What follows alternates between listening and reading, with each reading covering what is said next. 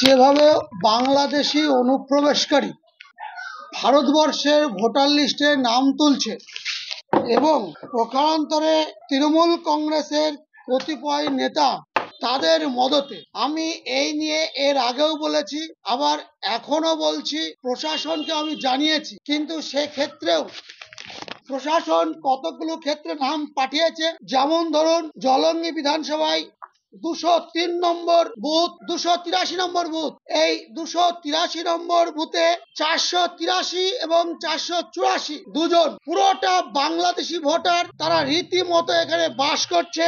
2013 সালে তৎকালীন BLO booth level officer রীতিমতো নোট দিয়ে এই আরো অর্থাৎ ব্লক নির্বাচন আধিকারিককে চিঠি করে জানানো হয়েছিল। তা সত্ত্বেও 2013-র 7ই জানুয়ারি চিঠি দেওয়ার পরেও তাদের নাম এখনো ভোটার লিস্টে জল করছে।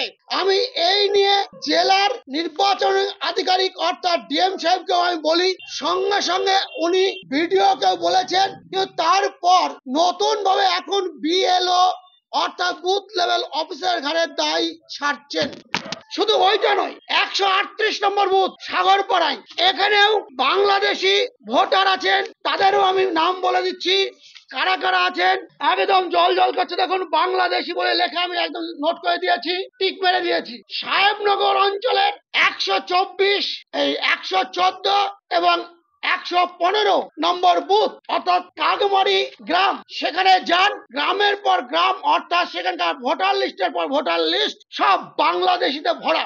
আমার আনুমানিক ধারণা, আমার কাছে যে তথ্য মোটামুটি আমার কাছে কানাঘুষা বা যেভাবে কালেক্ট করেছি, তাতে এই জেলায় 22টা বিধানসভার মধ্যে 2,43,397 জন অনুপ্রবেশকারী বাংলাদেশের লোক আছে। ফারাক্কা বিধানসভা থেকে 19,768, শামসেরগঞ্জ 18,552, সুতি 14,318, জঙ্গিপুর 15,512, রঘুনাথগঞ্জ 16,917, লালগোলায় 18,920, ভগবানগোলায় 19,017, রানীনগরে 17,465, মুর্শিদাবাদ 6,368, নবগ্রাম 5,567, খড়গ্রাম 4,852, বড়ুয়া 3,467, কান্দি 2,718, ভরতপুর 9,365, রেজিনগর 7,868, বেলডাঙ্গায় 8,765,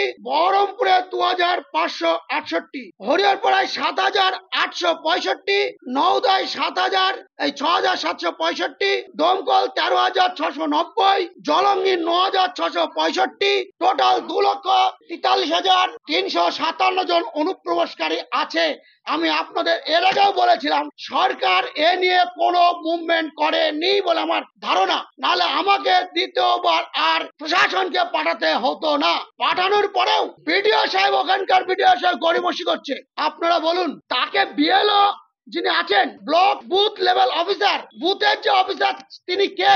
তিনি হচ্ছেন সেই গ্রামেরই মানুষ, সেই গ্রামের মানুষের, সেই গ্রামের প্রতিবেশী। বাংলাদেশি হওয়া সত্ত্বেও তারা প্রপার 7 নম্বর ফর্ম ফিল আপ করতে পারছে না, তাদের জীবন সংখ্যার কারণে, তাদের মার্ডার হয়ে যাওয়ার ভয় থাকতে পারে। সেই কারণে আমি বলবো সরকার বাহাদুরকে, অন্য বিডিও অফিসের অফিসারকে পাশের বিডিও অফিসে দিয়ে এইগুলো ভেরিফিকেশন করা উচিত। সাগরপাড়ায় যেটা আছে 138, আপনারা চলে যান, ভোটার এখনো বাংলাদেশে। ইন্ডিয়াতে ভোটার লিস্টে নাম আছে, নাম বলে দিলাম, বুথ নাম্বার বলে দিয়েছি, ওখানে সিরিয়াল নাম্বারও বলে দিয়েছি, 293, 291, 292। স্পেসিফিকলি আমি বলে দিয়েছি, আপনারা কি খবর নেন? জলঙ্গির 283 নম্বর বুথ, 483 এবং 484, এইরকম আমার কাছেও আরো অভিযোগ আছে, কিন্তু অভিযোগ করা, তথ্যগুলো দেয়া আমার কাজ নয়, কাজ সরকার এবং সরকারের করা উচিত। 13 সালে তৃণমূলের কংগ্রেসের যারা পঞ্চায়েতের মেম্বার ছিলেন, তিনি বহুবার চাপ দিয়েও বিএলএ কে সম্মতি প্রদান করাতে পারেনি। বিএলও ডাইরেক্ট বিরোধিতা করা সত্ত্বেও কি করে ওই বুথে বাংলাদেশি নাম ঢোকানো হলো, এর কৈফিয়ত এই জেলা নির্বাচন তৎকালীন আধিকারিককে দিতে হবে, অর্থাৎ তৎকালীন বিডিও এবং ডিএম কে দিতে হবে। আমি ডিএম কে এবং সেই সময়কার বিডিওকে শোকজ করবার আবেদন চাইছি। এই ধরনের গোটা মুর্শিদাবাদে আছে, আমরা আরো তথ্য কালেকশন করছি। একটা আপনাকে দেখাচ্ছি, এই যে 7/1/2013-তে জলঙ্গি বিডিও অফিসে তৎকালীন বিএলও, এই যে বিএলও তিনি ওখানে জমা করেছেন। এটাই তো সরকারি তথ্য, কি তাই কিনা? প্লাস এই যে এই ভোটার লিস্ট গুলো আপনারা গিয়ে খবর নেন এটা কবে থেকে আছে এবং এর বিরুদ্ধে সরকারি ইনকোয়ারি চলছে, এটুকু আপনাদের জানিয়ে নিচ্ছি। প্রচুর আছে, এইটুকু আমার বলার ছিল। যদি এর ব্যবস্থা না নেয় তাহলে মমতা ব্যানার্জি ওই 16 তারিখে গতকাল রোহিঙ্গার অনুপ্রবেশকে সমর্থনে কলকাতায় রাজপথে হেঁটেছে। গোটা বাংলার মানুষ, এই জেলার মানুষ, সাধারণ মানুষ অনুপ্রবেশকারীর বিরুদ্ধে, সনাতনীর পক্ষে রাস্তায় নামবে।